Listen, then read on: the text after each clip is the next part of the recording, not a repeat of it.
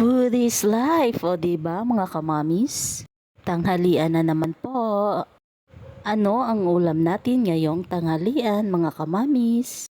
Siyempre, busy tayo sa pag-prepare ng ating tanghalian para sa ating mga anak. Kaya nagluto ako ng ginataang gulay. Ito yung aming ulam sa tanghalian ngayon. Mas gusto kasi ng mga anak ko na ganitong gulay ang lulutuin sa kanila. Ginataang gulay po ito mga kamamis. Nilagyan ko po ito ng kalabasa, talong, malunggay. Tsaka may hipon na rin po ako dito. Sarap kasi ang kain nila pag ganito ang ulam nila.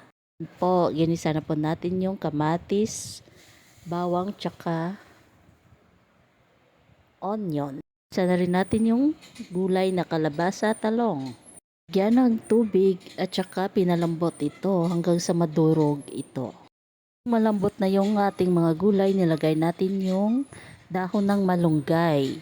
Tsaka nilagyan din natin ng hipon. Yung panghuli yung ating gata para lalong sumarap ang ating ginataang gulay. Pakuluan lang po natin tsaka lisin na po sa kalan. Ayan na po ang ating ginataang gulay. So mga kamamis, gusto rin ba ito ng inyong mga anak? Try niyo pong magluto at sobrang sarap nito. Thank you!